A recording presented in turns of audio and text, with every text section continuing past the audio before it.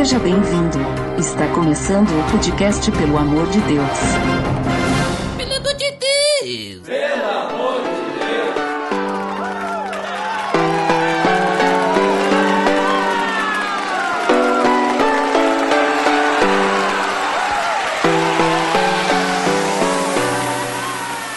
Tá no ar! Podcast Pelo Amor de Deus! Eu sou Ed The Drummer e hoje estou com um convidado do outro lado do mundo, Carlinhos Villaronga. E aí galera, aqui fala Carlinhos Villaronga, do outro lado do mundo, diretamente do Japão. Nossa, e quando eu disse é por causa disso mesmo, né? Tá lá no Japão o Carlinhos. E por quê? Porque hoje nós temos então mais um episódio da série Cristãos pelo Mundo. E a gente vai falar então, obviamente, sobre o Japão.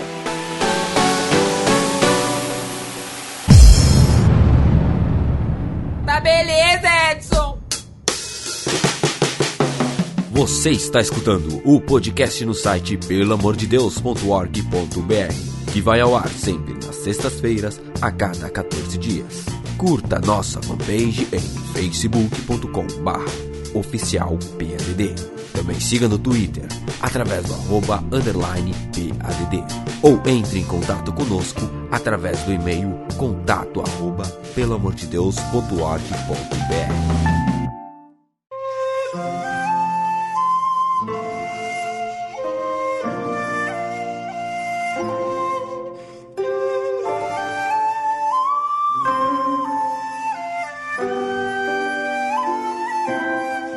Muito bem, Carlinhos, como eu comentei, nós vamos falar então sobre o Japão, que é o lugar que tu estás morando. Então, de início, como é que tu foi parar no Japão, Carlinhos? Desde quanto tempo tu tá morando aí? Tá, então vamos por partes, né? Tenho uma ascendência aí espanhola, né? Um pouco distante, provavelmente bisavô, ou talvez o pai do meu bisavô. E apesar de todo mundo esperar que alguém que mora aqui no Japão tenha carinha de japonês, né? Eu não tenho carinha de japonês, tenho olhos verdes e bem brasileirão. Eu sou casado com uma descendente de japonês, uma neta de japonês, e é por conta desse relacionamento que eu acabei vindo aqui para o Japão, assim como muitos outros brasileiros em busca de oportunidades de trabalho e de alguma coisa assim pensando para o futuro. Então eu cheguei aqui em 2003, no finalzinho do ano, e estou aqui no Japão desde então. Eu moro na província de Shizuoka, que seria mais ou menos no centro do Japão, a aproximadamente 2 horas de viagem do conhecido Monte Fuji. Então, aqui perto da minha casa, dependendo da posição e de como é que está o tempo, como o Monte Fuji ele é bem alto, aqui pertinho de casa eu consigo ver o pico dele quando o tempo está bem limpo, né? Apesar de ele estar a 2 horas de viagem, você consegue ver ele no fundo da paisagem. Então, eu estou aqui com a minha família, a minha esposa, eu tenho um filho de 13 anos, que nasceu no Brasil, veio para cá pequenininho, e eu tô com um filho de 1 ano e meio que nasceu aqui no Japão. Então estamos aqui nós 4. Nossa, então desde 2003, né? 3, Desde isso. 2003 aí. E já dá pra ter uma bela experiência, né? De como que é morar no Japão. Mas antes de tu ir pro Japão, tu já era cristão, certo? Sim, eu fui criado e educado por uma mãe cristã. Né? Então dá para dizer que eu sou mais ou menos cristão de berço, né? Tive muito contato ali, toda a minha formação cristã foi na igreja presbiteriana no interior do estado de São Paulo. Depois, quando eu cheguei na minha adolescência, talvez por volta aí dos meus 16, 17 anos, eu acabei pouco a pouco me afastando de Deus e consequentemente a igreja acaba perdendo a graça quando você se afasta de Deus. Acabei me afastando da igreja, mas aqueles valores que foram plantados, acho que no meu coração, e também a minha esposa, também ela é de família cristã, então esses valores, apesar da gente ter se afastado, ficaram. E aí quando a gente veio para o Japão, Deus ele acabou aproximando a gente dele de novo, né, trazendo a gente de volta, e a gente voltou para a igreja e para o relacionamento com Deus aqui no Japão, né? Saímos distantes de Deus do Brasil, e quando chegamos aqui no Japão, ele trouxe a gente de volta, e a gente está aí nessa caminhada com ele já há uns 12 anos aqui no Japão. Uhum. E então, digamos assim, vocês estão todo esse tempo aí no Japão, e eu percebi ali que, no caso, pelo teu Facebook, né, dei uma olhadinha, e eu vi que tu estudou, ou não sei se tu tá estudando ainda, tu fez um seminário teológico aí no Japão, né? Sim. A igreja Betel, que é do Brasil, ela plantou a igreja aqui no Japão, e ela tem um seminário interdenominacional que ela atende pessoas de língua portuguesa. Então, esse seminário ele fica numa cidade vizinha aqui onde eu moro na cidade de Kosai, que é quase na divisa com a província de Aichi, e eles têm a base desse seminário em Hamamatsu, que é uma cidade que seria mais ou menos uma viagem de 30 a 40 minutos da cidade onde eu moro. E na época que eu comecei o seminário, acho que uns 5 anos atrás mais ou menos, uma das classes desse seminário acontecia na igreja onde eu frequento. Depois o seminário acabou passando para o sistema ensino à distância, via internet, o que facilitou para todo mundo, porque não precisava se deslocar. Mas aí eu me formei em novembro do ano passado, que seria 2015, né? Então foi um período aí de mais ou menos uns 5 anos de estudo, porque eu cheguei a viajar para o Brasil, nasceu o filho, então eu tive algumas pausas, mas eu me formei em novembro do ano passado, né? Bacharel em teologia. Certo, e o que mais que a gente pode falar do Carlinhos? Tu é baterista também, né? Tu é do nosso grupo de bateristas. Sim, sou do membro dos barulhentos da igreja, né?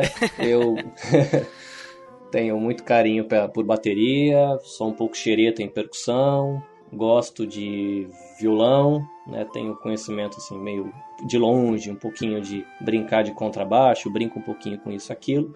Você vai talvez perceber aí que eu sou um cara que fala pra caramba, gosto muito de falar, sou conhecido por essa característica, né? Você conhece o Carlinhos? Aquele que fala um monte? É esse aí. Como gosto muito de falar, sou meio curioso, então por conta da minha ascendência espanhola, aí eu, por curiosidade, comecei a estudar um pouco de espanhol por curiosidade. Por causa da vivência aqui no Japão, acabei aprendendo um pouco de japonês também, como todo mundo acaba aprendendo um pouquinho de inglês por conta de internet, YouTube, filme e essas coisas. E por conta de amigos de fábrica, agora estou me arriscando no chinês. Então, para quem gosta de falar, um bom jeito de você falar mais, né? Quando você estuda outros idiomas, que você amplia suas possibilidades. Então, esse é um pouquinho do que eu sou, né? Um cara que gosta de falar bastante, gosta de música, gosta de bateria, que gosta de se comunicar. Cara, agora que tu falou isso aí, eu acho que essa deve ser uma característica de baterista. Porque, pra ser bem sincero, eu também sou meio falador, assim. Às vezes falo até demais. E eu conheço outros bateristas que também falam bastante. Acho que o baterista, como ele fica atrás, né, da banda, ele acaba, né, falando demais depois, né? E o cara que canta talvez não fale muito, não sei, né, se tem alguma coisa a ver com a personalidade da pessoa, ser baterista, alguma coisa assim. Mas, né, fica aí a opção de pesquisa para os nossos cientistas, nossos pesquisadores. Será que todo baterista fala demais? Né? Não sei. Vamos deixar aí a pesquisa, sugestão de pesquisa para as pessoas aí.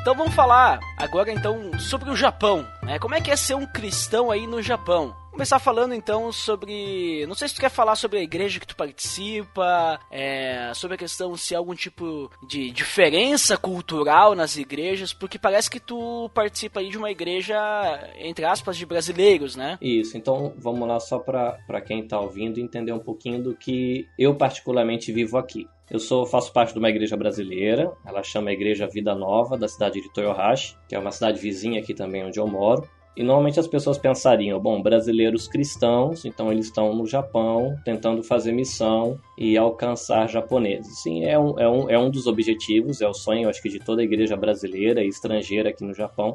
Mas, curiosamente, a minha igreja, na verdade, ela é uma congregação de uma igreja japonesa, a Igreja Osana de Toyohashi. Então nós somos a missão transcultural dessa igreja japonesa. Então ela é uma igreja japonesa de linha reformada, então seria alguma coisa entre a presbiteriana e a igreja batista, né? O jeitão. Então tem, em termos de música, uma igreja contemporânea, tem bateria, tem guitarra, tem piano, teclado, essas coisas, né? Ela não é tradicional no sentido do formato de culto, mas ela tem a confissão de fé reformada como sua base teológica. Então a nossa comunidade, que é uma congregação, ela reflete isso. Então nós temos 2 pastores japoneses, né? O pastor Hayashi, que seria o presidente, o pastor Kato, que seria o seu auxiliar, e nós temos uma missionária brasileira que na congregação ela nos ajuda né? Porque como brasileiros a gente não domina, alguns dominam bem o idioma, outros dominam parcialmente. Então a missionária ela faz esse meio de campo auxiliando a gente no contato com os pastores, em aconselhamento, né? Levando e trazendo informação. Então nós somos uma comunidade, a gente deve ter por volta aí de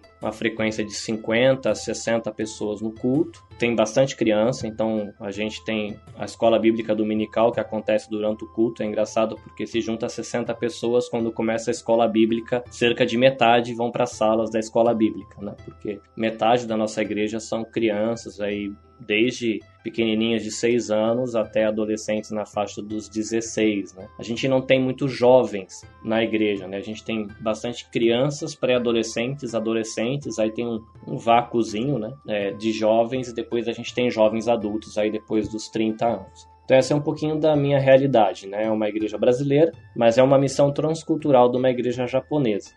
Nesse sentido, ela é uma igreja brasileira. Então a gente gosta de comer, a gente gosta de falar, a gente gosta de dar risada, né? Curiosamente, a gente está gravando hoje, para mim é sábado à noite. Amanhã pela manhã, como todo bom brasileiro, nós teremos um churrasco na igreja, né? Vamos receber amigos ali para a gente ter um tempo de comunhão e para fazer amizades também, para poder falar um pouco de Deus para os amigos de fábrica e familiares. Mas é uma igreja brasileira que ela tem alguns traços do que diria uma igreja Nikkei, né? Então, se você olhar de modo geral, a maioria tem olhos puxadinhos, a maioria tem jeitinho de japonês, então gosta de barulho, mas é um pouco mais tranquilo. Tem um pouquinho desse tempero do que a gente conhece da serenidade japonesa, né? Então é uma igreja brasileira por identidade, mas ela tem um temperinho dos japoneses também no seu jeito de ser. Esse é um pouco da comunidade onde eu estou inserido. Uhum.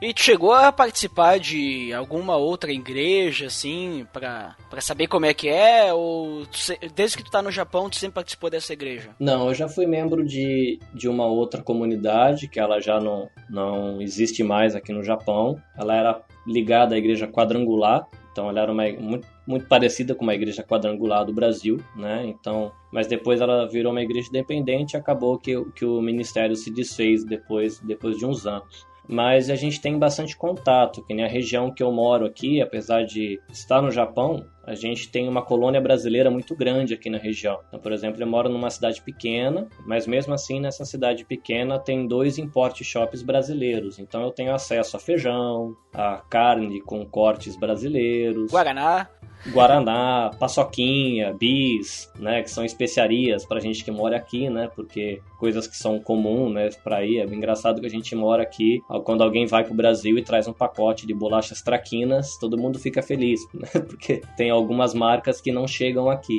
Mas a gente mora num ambiente assim, a gente tem uma colônia grande, então tem escola étnica, né? Escolas direcionadas a brasileiros na região, você tem mercados, você tem lojas, cabeleireiros, loja de roupa. Então eu moro numa região, que é essa região central aqui, que tem muito brasileiro, né? Não deve ser a região que tem mais brasileiro no Japão hoje, mas é uma colônia grande, então tem toda uma estrutura. Então pra gente é bem legal, assim, né? Você tem acesso a tudo que o Japão oferece e você ainda tem esses pontos de contato com o seu país, quando você quer um estilo de roupa, uma determinado perfume, né? Porque o gosto de perfume dos japoneses são um pouco diferentes. Então, quando você quer algo mais próximo do que você estava acostumado no Brasil, a gente encontra aqui nesses import shops, nessa realidade. E por conta disso, a gente tem bastante igrejas brasileiras aqui também. Então, aqui nas cidades vizinhas, na minha cidade são pouquinhas, porque a cidade é pequena, mas se você vai para essa cidade da província de Aichi, que é Toyohashi, onde também está a minha igreja, ou se eu vou para o outro lado, para a primeira cidade grande da província de Shizuoka, que seria Hamamatsu, ali você encontra, acho que, representações de várias comunidades. Provavelmente você vai encontrar a Igreja Presbiteriana Independente, você deve encontrar alguém da Presbiteriana do Brasil, você deve encontrar ministérios batistas aí independentes, renovados, aí tem várias linhas, você encontra congregações da Quadrangular, com certeza de deve ter Universal, né? Universal do Reino de Deus. Cara, tá espalhado por tudo isso aí. Isso, são templos bem grandes. E, além disso, aí você encontra bastante gente, por exemplo, Testemunho de Jeová, Congregação Cristã do Brasil e outras religiões que aqui no Japão é tudo encarado como cristianismo, né? Porque assim, se diz seguidor de Cristo, no pacote geral é cristianismo, né? Depois a gente, como cristão protestante, a gente acaba separando, né? O cristianismo de tradição católica, o cristianismo de tradição reformada, os pentecostais, aquilo que a gente chama de neopentecostais, outros segmentos que a gente pode chamar que são um pouco diferentes, pode se encaixar em seitas ou não, mas aí a gente tem tudo isso aqui como comunidades brasileiras, né? Com a minha comunidade, ela mantém um círculo de amizade com muitas comunidades aqui da região, então a gente tem contato com bastante igrejas, né? De linha batista, presbiteriana renovada e outras, né? Que a gente tem contato por causa dos trabalhos e das atividades com os adolescentes e crianças da igreja.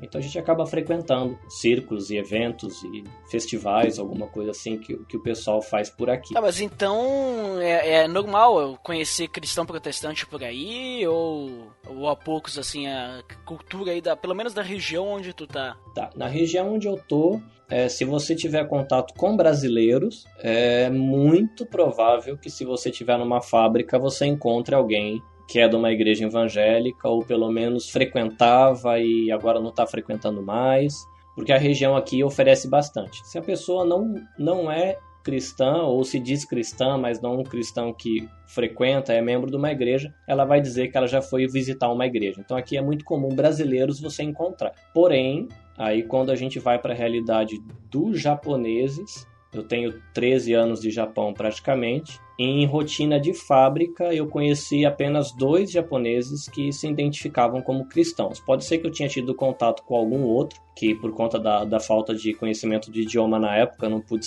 saber isso dele, mas eu tive contato apenas com 2. Então, 13 anos de trabalho, você deve ter contato com algumas centenas de pessoas. Eu tive apenas contato com 2 que eu sabia que eram cristãos de linha protestante, né? Então, eu estava conversando com a missionária da igreja, perguntando um pouquinho essa questão de dados, né, para a gente poder conversar, e ela estava me falando assim que no modo geral os cristãos são cerca de 1,2, 1,4% da população. Mas aí quando a gente fala cristão é aquilo que eu tinha falado antes, né? Você inclui todos aqueles que são seguidores de Cristo, indiferente de qual é a sua confissão de fé, se é católicos, se são testemunhas de Jeová, Congregação Cristã do Brasil, qual é a tradição, se é pentecostal, neopentecostal, você coloca todo o pacote. Aí agora, se a gente for olhar de uma maneira mais direcionada para aqueles de tradição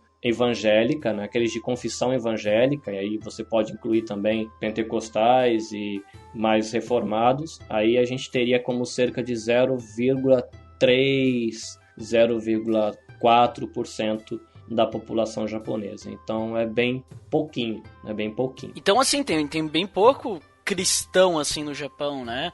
Por esse motivo, existe algum tipo de perseguição ao cristianismo, algum tipo de preconceito aos cristãos? Ou é tudo bem tranquilo, é algo mais o pessoal respeita? Como é que é? Não, é um país tranquilo para quem é cristão, porque é um país que, assim como o Brasil, ele permite liberdade religiosa e liberdade de culto, né? Então a gente somos brasileiros, mas a gente tem o direito aqui de alugar um prédio, se reunir, de você colocar lá a sua placa dizendo que você é uma igreja cristã e fazer os seus cultos, ter equipamento de som. Se você quiser fazer panfletagem na rua, é permitido. Você tem algumas restrições no sentido de você aprender a fazer as coisas como a cultura e a etiqueta japonesa pede. Por exemplo, no Brasil, talvez seria muito confortável a gente passar com um trio elétrico ou um carro com um megafone ligado na rua, divulgando algum tipo de evento. Dentro da nossa cultura brasileira e da maneira de se fazer as coisas no Brasil, isso caberia. Aqui isso não cabe. Aí não caberia a gente fazer esse tipo de divulgação cristã, não por ser cristão, mas porque não cabe na cultura, né? Mesmo um lojista, um empresário, ele não pode fazer esse tipo de divulgação que invada o silêncio do outro, vamos colocar assim, né? A gente pode fazer tudo desde que não invada o espaço do outro. Então a gente pode fazer panfletagem, desde que oriente as pessoas que receberam o panfleto, se quiserem se desfazer, jogar numa lixeira. Você pode até fazer um live, né, uma apresentação musical na rua, cantando músicas cristãs no idioma japonês. Basta você pedir na prefeitura ou numa estação de trem que tem os palcos ou numa área pública, você pedir autorização para usar o local, mesmo você se identificando como um estrangeiro cristão para tocar músicas de cunho religioso, vai tranquilo. A gente não sofre nenhum tipo de represália ou de preconceito, a não ser que, assim como no Brasil, aqui isso se reflete no Japão, você tem pessoas que são cristãos e comunidades cristãs que se adaptam bem à cultura e conseguem dar um bom exemplo a ponto de um japonês que não é cristão olhar e falar, olha que legal essas pessoas que são estrangeiros e cristãos. E a gente tem em qualquer lugar, pessoas e comunidades que os japoneses olham e falam assim, se a gente abrir esse espaço para um estrangeiro cristão de novo, acho que a gente vai ter dor de cabeça. Então, em alguns lugares onde nós tivemos ou brasileiros no modo geral, ou algum outro estrangeiro, ou mesmo uma comunidade cristã que teve algum tipo de conflito ou atrito por conta dessas características da cultura, aí pode ser que você tenha um pouco de restrição em relação a você quer alugar uma sala, ou você quer alugar um teatro para fazer um evento, né? Isso tem aí, por exemplo, um pouco das características dos japoneses, né? Se a gente convida alguém para vir na nossa casa meio-dia, como um bom brasileiro, se a pessoa chegar meio-dia, talvez meio-dia e 10, talvez meio-dia e 15, é bem provável que um brasileiro já não vá se ofender. Mesmo se a pessoa chegar meio-dia e meio para você começar 1h da tarde o almoço que você marcou a 1, tá tudo valendo. É amizade, a gente tá aqui para bater papo mesmo, vai passar a tarde batendo papo, tudo tranquilo. Já na etiqueta japonesa, se você marcou meio-dia, se espera que você não vai chegar adiantado demais. Então, se você chega mais de 10 minutos antes, provavelmente vai ser desconfortável para quem te convidou. Se você for atrasar até 5 minutos, é aceitável. Mais de 5 minutos é adequado você fazer uma ligação dizendo que você vai se atrasar. E provavelmente, se você se atrasar mais de 15, 20 minutos, você já está sendo bastante deselegante com seu anfitrião. Então, aí por conta disso, a gente acaba tendo alguns atritos por essa noção de tempo e espaço, né? Uma vez eu ouvi dizer que uma dificuldade que tem também em relação a nós latinos, né, da América do Sul, quando a gente vai entrar em contato com pessoas da América do Norte, é justamente essa relação de tempo e espaço, né? Eu ouvi dizer que um americano até menos de 50 centímetros é um espaço que só é compartilhado com pessoas íntimas. Nós, latinos e brasileiros, primeira vez que você vê a pessoa, você já dá um abraço, já troca 3 beijinhos e é tranquilo, né? Então aqui no Japão a gente tem às vezes um pouco de atrito em relação com essa questão de tempo e espaço, né? Olha, vai ter que encerrar às 9.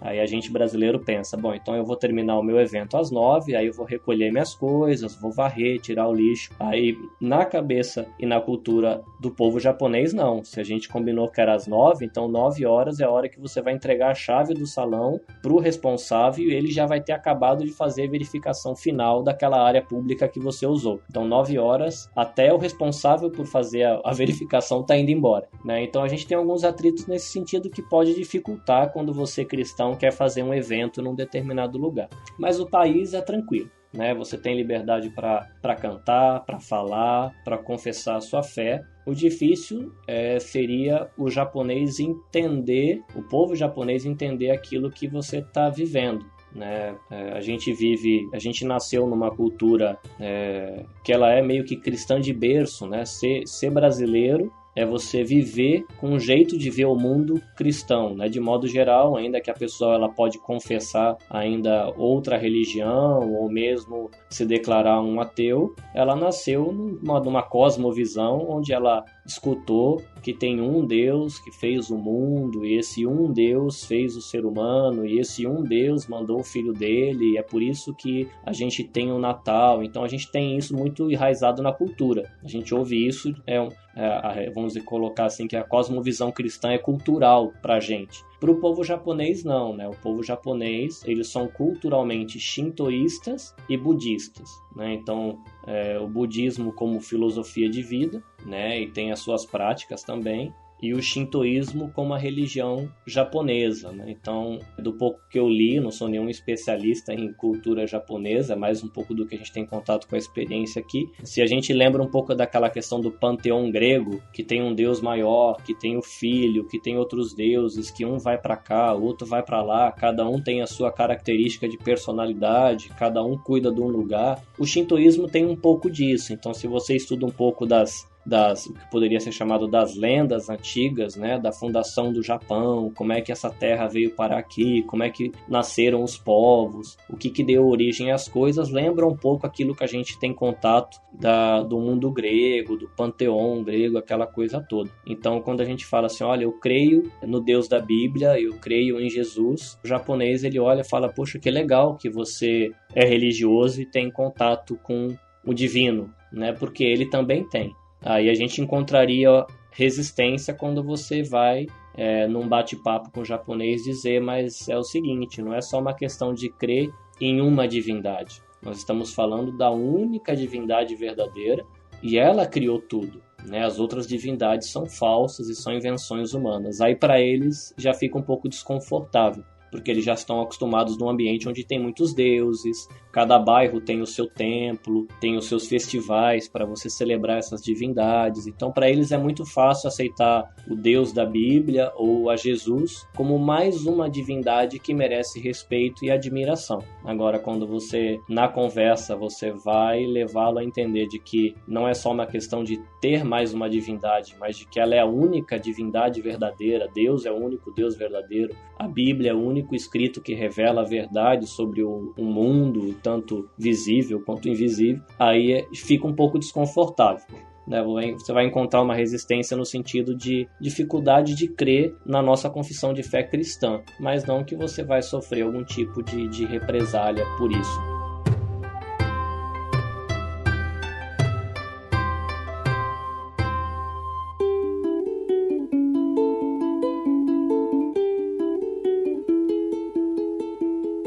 Falando um pouquinho mais então ali sobre o Japão, a gente já falou sobre a questão cristã, né?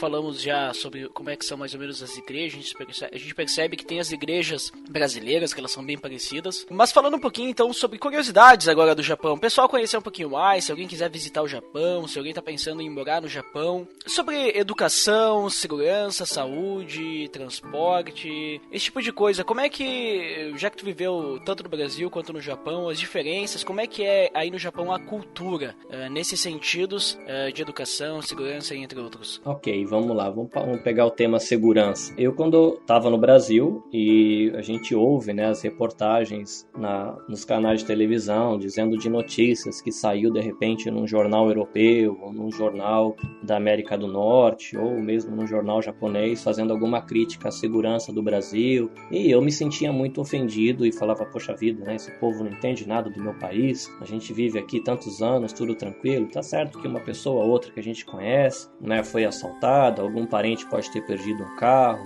a gente tem um caso mais trágico, outro de um conhecido que pode de repente ter sofrido um assalto à mão armada, mas de modo geral a gente sobrevive e vamos levando, a gente sabe onde andar, onde não andar, que hora andar, e a gente vive tranquilo. E eu não conseguia, como vivendo no Brasil, sendo um brasileiro, um adolescente brasileiro, depois um jovem brasileiro, entender por que o pessoal olhava de uma maneira esquisita para a nossa segurança nacional, né? A maneira de você viver a realidade da segurança. Aí eu vim para o Japão e depois de uns meses, talvez alguns poucos anos, eu comecei a entender por que o estrangeiro olha com um pouco de receio para o Japão, pro Brasil, né? Por que o estrangeiro olha com um pouco de receio para a questão de segurança no Brasil? Por exemplo, uma das coisas que mais me chamou a atenção logo que eu cheguei era você ir num mercado ou você ir numa farmácia, o que é curioso, porque se alguém vier visitar o Japão e você precisar de comida, você pode encontrar comida na farmácia, né? Pra gente, farmácia é lugar de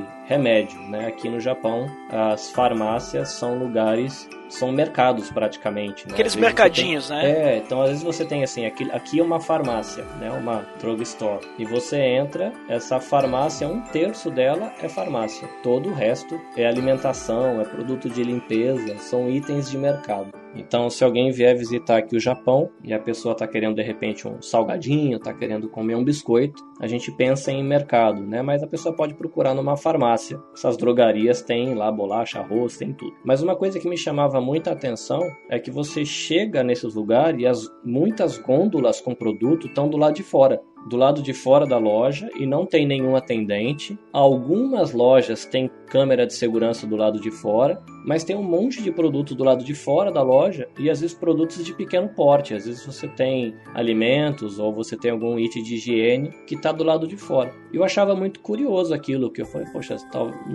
no nosso ambiente brasileiro, o que era de se esperar que um comerciante tivesse muito prejuízo com isso, porque itens pequenos, à mostra na calçada, sem segurança, é de se esperar que alguém vai passar e levar embora, e ele teria prejuízo. Mas é muito curioso que você vê todo mundo passando, pegam os itens, colocam na cesta e vão lá dentro procurar o atendente para você poder pagar, né? Essa é uma curiosidade da segurança aqui. Outra cultura, né? Sim, já tem essa cultura do respeito pelo que é do outro, né? Já tem essa filosofia, já é bem cultural, né? Não é uma questão que tem, lógico, né? Existe penitenciárias aqui no Japão, tem polícia, tem casos de assassinato, existem casos de agressão, assim como tem em todo o país, mas a quantidade é tão pequena se comparado, por exemplo, ao nosso país, o Brasil, que aí eu fui começar a entender por que quando um estrangeiro ou mesmo um japonês olha para o Brasil, ele se assusta um pouco, porque aquilo que tem no país dele tem no Brasil, só que uma quantidade de vezes muito maiores, né? Então essa questão de segurança pra gente é bem tranquilo, né? Você pode pegar seu smartphone e fazer uma caminhada a pé 2-3 horas da manhã numa rua escura, que aliás, curiosamente, as ruas do Japão não têm iluminação, né? A gente tem iluminação apenas nos cruzamentos das ruas, mas as vias públicas não têm iluminação. Nossa. A não ser que seja perto de uma estação de trem ou algo assim. Eu imagino, apesar de não ter certeza, de que seja justamente porque a questão da cultura e dessa segurança no país não cria essa necessidade de você ter uma iluminação por questão de segurança, nesse sentido de assalto, de agressão física. Eles colocam pontos de luz nos cruzamentos por uma questão de segurança no trânsito, ou para proteger o pedestre, né? Mas não por essa questão de segurança. Então, nesse sentido, é bem legal, né? Falando aí em relação ao trânsito, né? Uma curiosidade aqui é que a gente dirige sentado do lado direito, né? Então a gente dirige ao contrário do jeito brasileiro de ser. A tal da mão inglesa, né? Isso, exatamente. E é um trânsito que flui legal, né? Eu moro numa cidade pequena, tem as cidades maiores aqui em volta, mas de modo geral é um trânsito que costuma se respeitar, dar a vantagem para o outro, né? Então às vezes você tem a pessoa está querendo entrar na rua e você está chegando, é comum, faz parte da cultura do trânsito japonês, você dá aquela reduzidinha para que a pessoa que esteja querendo entrar entre, ao invés de você dar aquela pisadinha para você passar e se ele quiser ele entra depois, né? Faz parte da cultura do trânsito, né? Então aqui a gente tem também os trens, que o nosso país o Japão é pequenininho, né, comparado ao nosso país Brasil. O Brasil é imenso, então a gente tem linhas de trem no Brasil, mas se fosse para cobrir o território todos, seria um trabalhão enorme. Mas a gente tem aqui no Japão, como é um país pequeno comparado com o Brasil, linhas de trem que ligam o Japão inteiro. E além dos trens normais, a gente tem metrô, né, e tem os trem-balas, né, os Shinkansens. O Shinkansen facilita muito a vida da gente, né? Então você vai fazer uma viagem de trem comum, às vezes essa viagem vai levar 2-3 horas, você pega um trem-bala, você vai fazer essa viagem em 25-30 minutos. Então é bem confortável, né? Eu estou a 5 horas de carro mais ou menos de Tóquio, às vezes você vai fazer essa viagem de trem, você vai demorar 1 hora e pouquinho. E aí fica bem confortável. Cara, muito interessante isso aí que tu falou do trânsito, né? Do transporte. Porque uma coisa que a gente até ouvi isso no Velozes e Furiosos, né? Não sei se tu assistiu aquele Desafio em Tóquio, que o cara passa uma velocidade muito alta pela polícia e a polícia não vai atrás porque ele tá uma velocidade muito alta, né? Aí as pessoas pensam, os carros da polícia de Japão não são muito potentes. Mas eu dei uma pesquisada e parece que os carros de fábrica aí do Japão, né? Eles têm um limitador de velocidade, é isso? Não sei se já ouviu falar disso aí, né? Sim, até não sou uma pessoa ligada muito a carros, né? Mas é interessante desse filme do Tokyo Drift que você consegue ver alguns detalhes da realidade japonesa, né? Você tem uma cena que eles estão tomando um suco e tem as máquinas de comprar refrigerante atrás, cenas com estudantes, mesmo aquelas cenas que eles correm, né? Naquela rodovia, né? Que seria uma rodovia interna.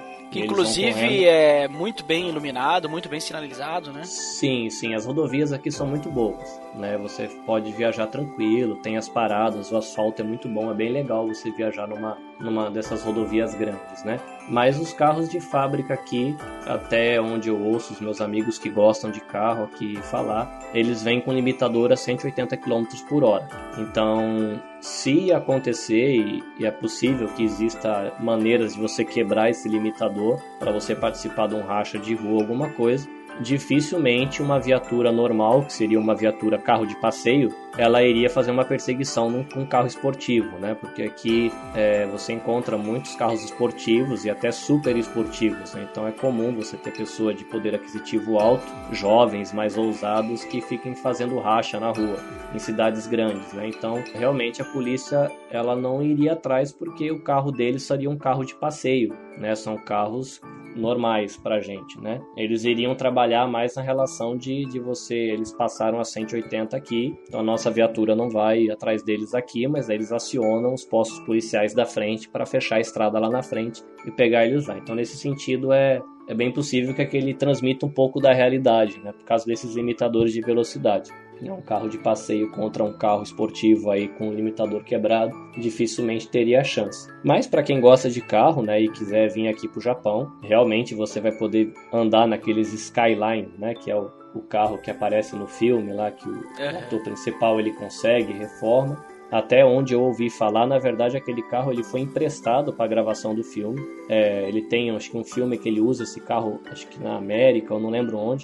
Mas esse carro, na verdade, ele só é vendido aqui no Japão, até onde eu sei. Então tem gente que viaja para cá para ter o prazer de dirigir esse carro numa pista, porque ele é um carro esportivo para o mercado japonês. E para quem gostou desse esporte chamado drift, aqui tem os aparatos, tem as pistas, tem as equipes, tem escola, tem equipamento. Então, para quem gosta de carro e quer viver a experiência de correr numa pista de drift, é uma viagem legal, vai encontrar bastante coisa aqui nos encontros de carro. É bem interessante. E falando sobre saúde, existe saúde pública aí no Japão ou é só particular? Como é que funciona? Sim, por exemplo, eu e a minha família, a gente está inscrito no Saúde, que seria talvez o Brasil, imagino que seria o INSS, eu não sei qual que é a sigla que se usa hoje. É o SUS. Isso, Sistema Único de Saúde. Seria alguma coisa assim. Então a gente tem lá, já vem descontado da folha de pagamento. E uma diferença que existe entre o sistema brasileiro e o sistema japonês é que ainda que você pague por esse SUS japonês, você cobre uma parte da despesa. Então quando você vai no médico e recebe medicamento, então aquela poupança que você está fazendo com o pagamento desse serviço de seguro de saúde, ele cobre, vamos dizer assim, 80% da despesa daquele atendimento e os outros 20% você contribui. Aí tem algumas vantagens, por exemplo, tem os tetos, né? A sua contribuição, vamos dizer que não passaria, não sei qual é o valor, mas não passaria de 100 mil ienes, né? Que seria mais ou menos uma pessoa, um homem, recebe aqui na minha região por volta de 10 mil ienes por dia, né? Acho que considerando a relação com o dólar, vamos colocar que 100 ienes fosse $1. Então seria 10 mil ienes, então você não pagaria num atendimento, fala, eu precisei fazer uma ultrassonografia computadorizada, ou então precisei de uma internação. Então tem um teto onde você paga e o resto, todo esse dinheiro que você vem pagando, isso é descontado do salário, ele cobre. Então, eu sou brasileiro vivendo no Japão, mas a gente tem acesso, né, a esse... Não era assim no passado, porque normalmente os brasileiros, assim como os outros estrangeiros, vinham aqui para viver pouco tempo, não sabiam o idioma, não tinha muitos tradutores, né? O pessoal que começou a chegar primeiro aqui no Japão chegou em 92, mais ou menos, né, quando se abriu a questão dos vistos. Então, você vinha, trabalhava muito e já ia embora em 2, 3 anos, né? Hoje a realidade é outra. custo de vida subiu, né? O salário está diferente, então as pessoas vêm e em vez de trabalharem muito e para juntar dinheiro muito rápido, se desgasta muito fisicamente, é um preço alto para a família, hoje as pessoas preferem fazer a coisa de uma maneira mais gradual. Chega aqui, procura uma cidade legal para morar, coloca os filhos na escola japonesa, que é o meu caso, e a maioria dos meus amigos também fizeram essa opção, e aí você entra nesse seguro de saúde e você vive como um cidadão japonês, né? Recolhe os seus impostos, tipo o seu IPTU, você tem o seu carro e aí você vai construindo a sua poupança de uma maneira mais diluída, né? É diferente daquele pessoal que veio no início do movimento que é chamado movimento Dekasegi, né? E vinham, trabalhavam 2-3 anos e a relação dólar e iene e real era muito grande, então as pessoas conseguiam um volume muito grande de dinheiro em pouco tempo. Hoje, por causa dessas relações de cotação, já está bem diferente, então as pessoas trabalham de maneira mais tranquila, né? Já vêm pensando em ficar num prazo mais longo de tempo, entram no sistema de saúde,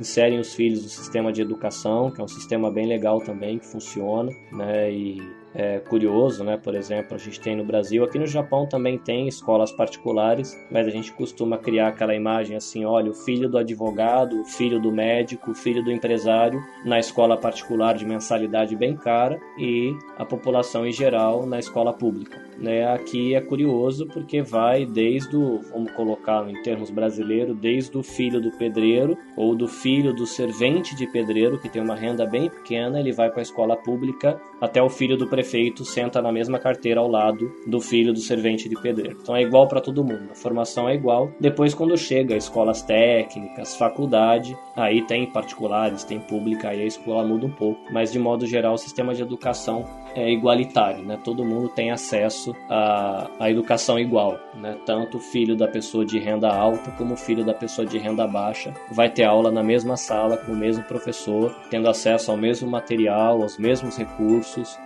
Isso nessa parte é bem legal, né? Mesmo a gente sendo estrangeiro, tem as limitações do idioma, as limitações de conhecimento de cultura, ainda assim você tem acesso ao sistema de saúde, educação e pode desfrutar. A gente tem nossas dificuldades, né? Cada povo, né? Aqui na região onde eu moro tem bastante filipino, bastante chinês, tem bastante peruanos e alguns outros latinos, então a gente tem as nossas dificuldades em relação à cultura do nosso próprio país quando você entra no ambiente cultural japonês, seja em relação à saúde, trânsito ou mesmo educação, a gente tem um pouco de dificuldade para se adaptar, a entender aquelas coisas que todo mundo já entende de nascença, né? Por exemplo, nós brasileiros, e aí é uma curiosidade cultural japonesa, né? Mas nós brasileiros chegamos e entramos normalmente com os calçados dentro de casa. E a gente vem para cá e a gente fica um pouco desconfortável no começo, que você percebe que você tem que deixar o seu calçado na porta e entrar descalço. Você não entra com calçado dentro de casa. Existe um calçado para dentro de casa e um calçado para fora de casa, né? Às vezes você chega, você vai num restaurante típico, ou às vezes o restaurante da sua fábrica, você recebe a sua primeira marmita,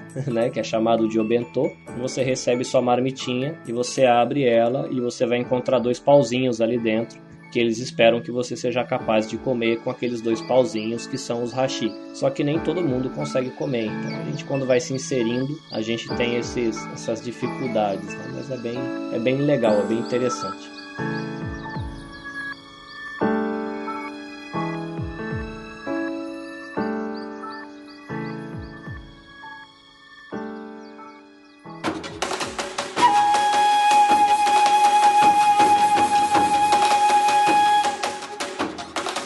O Japão, ele tem essa beleza do respeito ao outro que tem na cultura em relação à preservação de lugares públicos.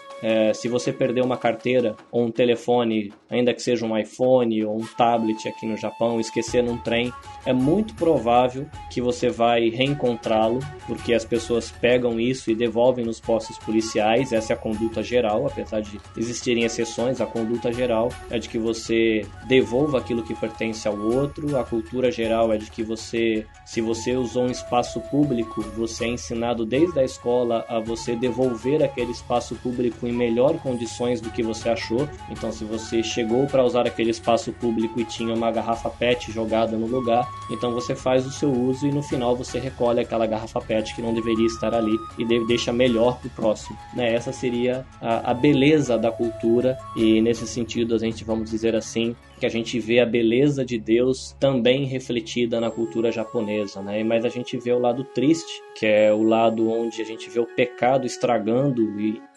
desembelezando as coisas que Deus fez, que o Japão ele tem uma cultura onde a relação das pessoas ela acontece de maneira muito vertical, né? No Brasil a gente tem uma relação mais horizontal. Você tem um cargo diferente, mas nós somos iguais. Compramos arroz na mesma loja e morreremos e iremos para o mesmo lugar, né? E aqui já é uma cultura mais na vertical. Então, se você é um experiente no seu trabalho e você tem um novato no trabalho, existe uma ordem de valor ali dentro. O novato ele vale menos do que a pessoa que é um veterano. Se você entra na escola e o seu colégio é um colégio de 5 anos e você está no 4º, no 5º ano e você chega à pessoa do 1º ano, existe uma ordem de valor. Aquele que é do 4º e 5 anos, na relação social, ele vale mais do que aquele que tem apenas 1 ano de escola. O problema que isso gera é os casos de bullying, que aqui é chamado de ijime, e isso é uma parte triste da gente ver como o pecado ele acaba afetando a sociedade, né? E como qualquer sociedade precisa de Deus, né? Que é uma sociedade que economicamente ela é boa, oferece segurança, saúde, mas ela tem as áreas onde só Deus poderia trazer graça para trazer restauração. Por conta do bullying, a gente tem muitos casos de transtornos psicológicos. No Japão, se alguém quiser procurar, ele tem um índice de suicídio altíssimo.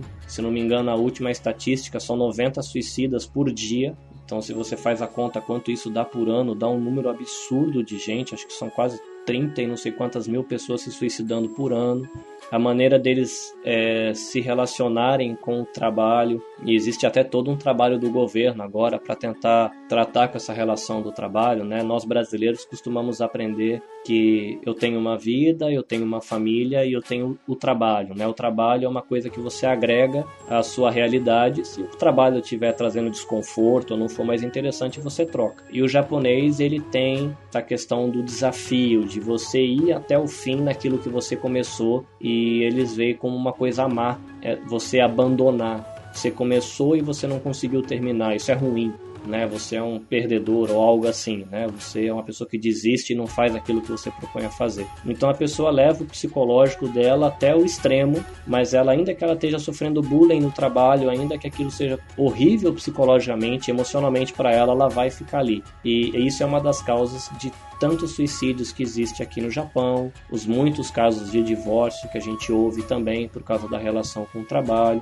desistências. Apesar de educação ser oferecida para todo mundo, existem muitos pré-adolescentes que desistem por conta da questão do bullying, dessa relação social verticalizada. E se você tem algum tipo de deficiência, existem estrangeiros que têm dificuldade na escola por serem diferentes, né? Eu ouvi uma vez que existe um ditado aqui no Japão que diz que o prego que se destaca, ele é martelado. Então, se você é um pouquinho diferente, apesar de o povo japonês ser considerado um povo excêntrico, né? Você vai para Shibuya, você vê aqueles jovens vestidos parecendo uma boneca de porcelana, outro vestido como se fosse uma personagem de um anime, e isso é completamente aceito na rua, mas outras diferenças de comportamento dentro de um mundo normal são inaceitáveis, né? O jeito de você se falar, ou às vezes uma deficiência pode causar algum problema. Então a gente tem esse lado que precisa ser curado por Deus na nação, né? Se você quiser orar pelo Japão, é uma das coisas que você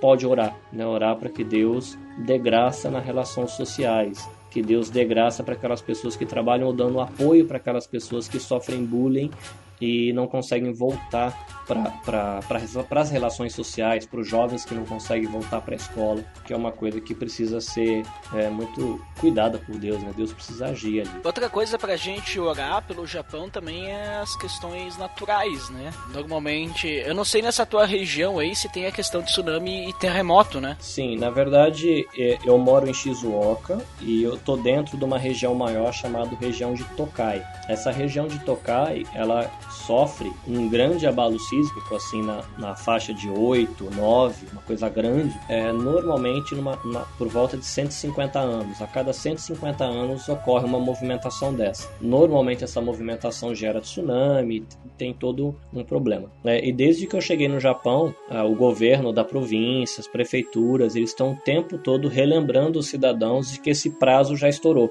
Então, na verdade, em termos geológicos e naturais, eu moro numa região que é considerada uma bomba relógio, né? O que surpreendeu todo mundo aqui no Japão é que todo mundo esperava que o grande terremoto que aconteceria nessas décadas que a gente está vivendo, aconteceria na minha região. E aconteceu de ter o terremoto na região mais do norte, lá em cima, com o tsunami lá em cima, mas o que todo mundo esperava é que esse fenômeno acontecesse na região onde eu moro, né? Então, Shizuoka é uma das províncias que o governo e os especialistas acreditam que vão ser mais afetadas com esse grande terremoto da região de Tokai, né? Então, a gente é sempre educado, né? As crianças são educadas na escola, tem todo um sistema de aviso, né? Às vezes, eles conseguem identificar o início do tremor antes que o abalo se torne muito intenso. Quando eles captam as primeiras movimentações, já é disparado todo o sistema de alarme, né? Talvez se as pessoas buscarem vídeos na internet vai ouvir o som de uma corneta, né? Igual aquelas sirenes que tem naqueles filmes da Segunda Guerra, da Primeira Guerra, de quando tinha ataque aéreo, né? Que rodava aquela sirene. Isso tem aqui. E aí tem tipos de som diferente, né? Quando é um aviso de que está chegando um tsunami, tem as pausas, né?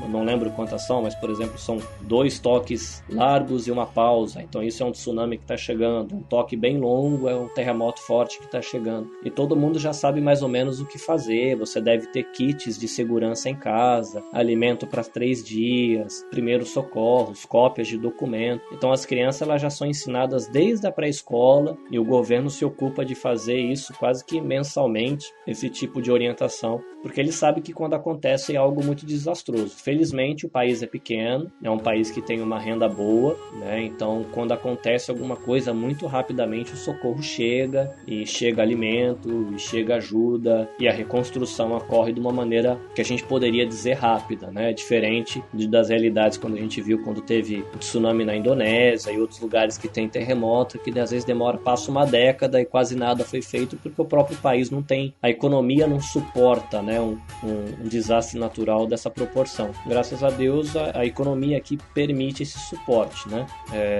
E aí se a gente passar por essa experiência, a gente sabe que a gente tem ainda alguns recursos, né? E é o que eu me lembro assim, acho que das coisas que são interessantes de falar, né? Que tem essa questão da beleza cultural do país e tal, mas esse lado triste, né? Realmente o bullying, o suicídio é uma coisa que nós brasileiros quando chegam aqui se assustam, né? Quando começou a falar eu lembrei, por causa que tem essa cultura no Japão de quanto maior eu sou, melhor eu sou que os outros, né? Então, digamos assim, você é quase um negócio assim, de superioridade, né? É uma relação, não vou dizer que seja uma questão de casta, né? Porque eu não sei bem como é que funciona a relação de castas na Índia, mas assim, a coisa que me vem na mente é essa relação de castas, né? Você não sei de que família, não sei de que região, você é menos que eu, você não pode pisar nesse ambiente, né? Na relação exatamente. De castas da Índia chega a esse nível, né? Aqui não chega a esse ponto, mas chega ao ponto de, por exemplo, você quer fazer parte de um círculo de amizade, você não tem autorização para fazer parte daquilo. Você quer fazer parte, a criança está na escola, quer fazer parte de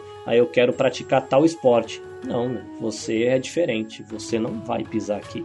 Vai procurar outra coisa para fazer. A mulher também é um pouco desvalorizada aí, né? A gente como brasileiro talvez, né?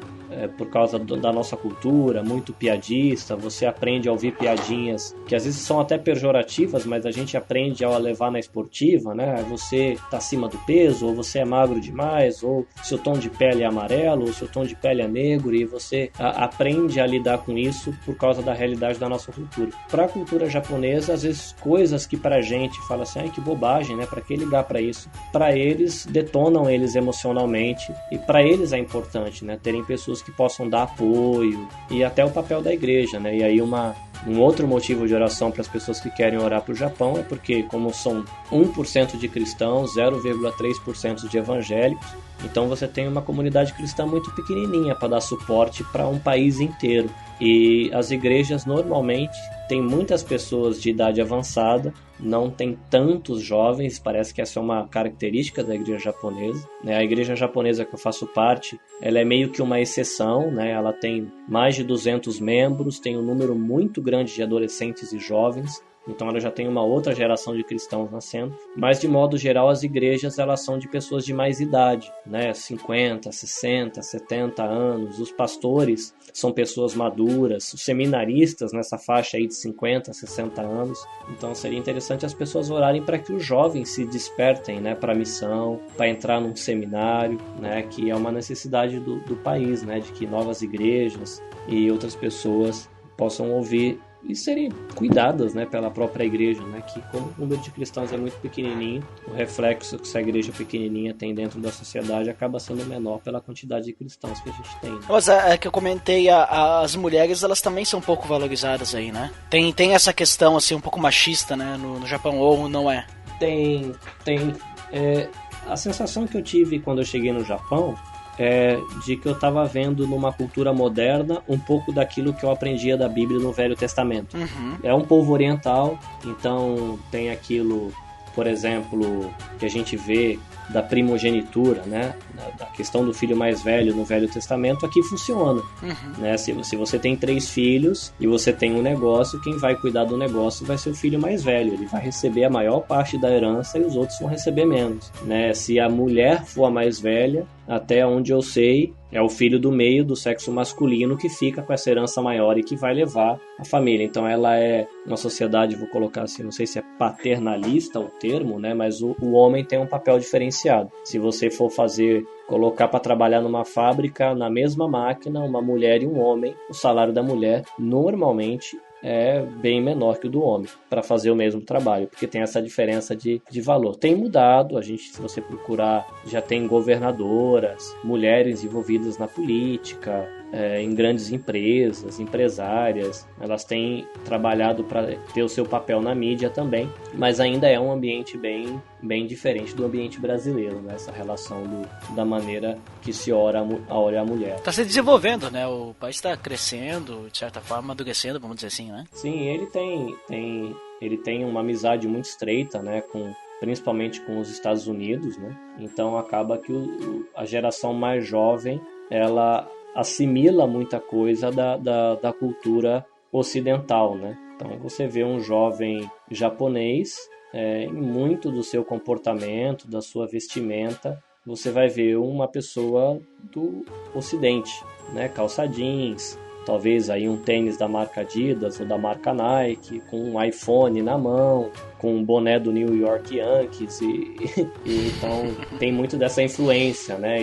O país tem uma relação, e apesar daquela experiência com a bomba, a guerra, hoje tem uma relação de amizade e apoio mútuo, com certeza com interesses políticos e econômicos, mas tem uma troca de cultura aí muito, muito próxima, né? Hoje os jovens japoneses não olham com maus olhos, por exemplo, a América, né? Talvez aqueles que viveram a época da guerra, os anciãos do país, tenham muito receio, mas os jovens veem com bastante admiração, tanto o idioma como a cultura. Tem muita coisa de cultura americana aqui.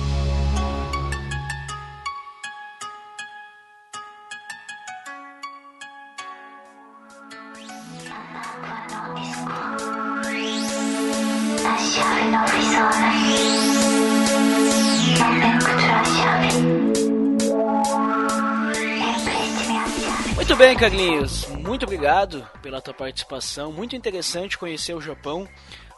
Muitas vezes a gente conhece o Japão através de filmes, através da mídia, né? Mas é interessante conhecer a cultura japonesa e principalmente o lado cristão, né, do Japão, como que é, até porque, como tu disse, tem poucos cristãos aí, né? Menos de 2% da população é cristã. Então é interessante conhecer um pouquinho dessa parte de dentro que muitas vezes é difícil a gente conhecer pela mídia ou pelo que a gente lê por aí.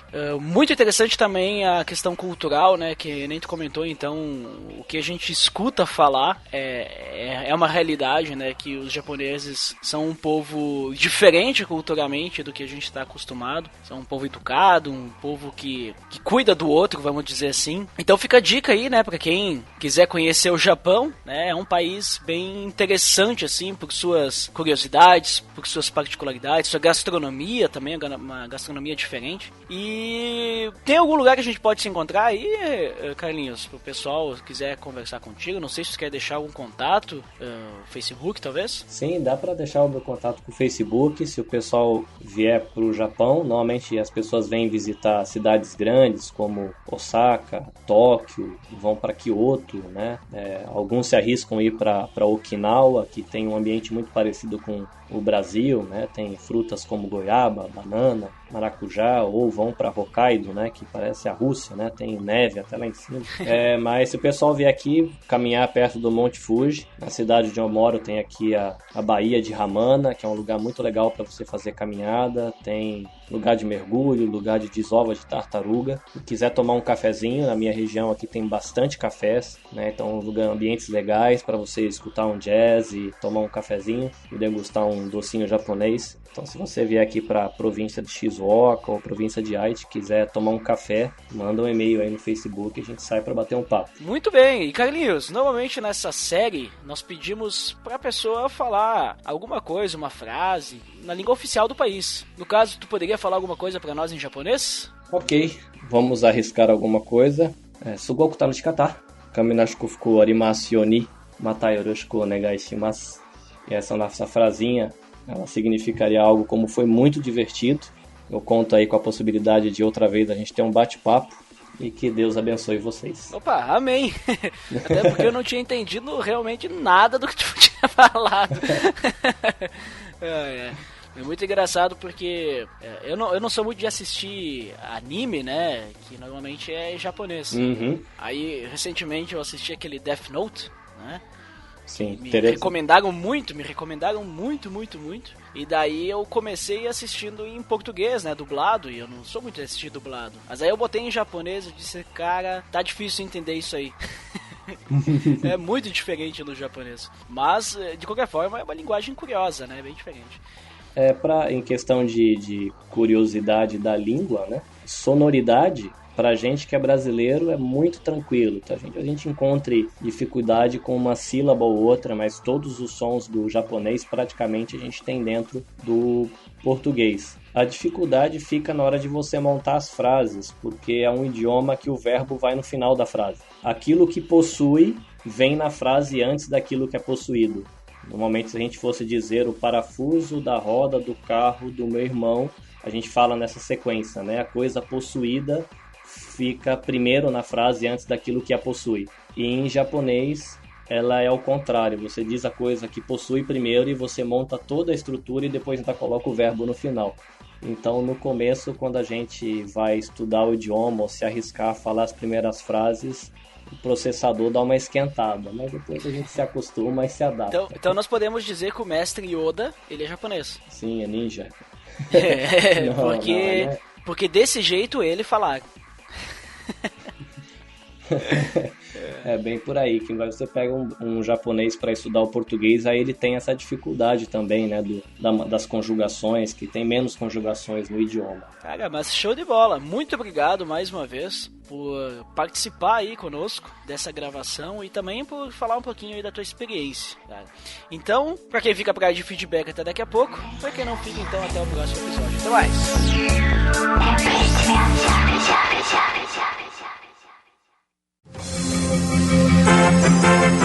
Atenção! Você está entrando na área de feedbacks. Fique ligado!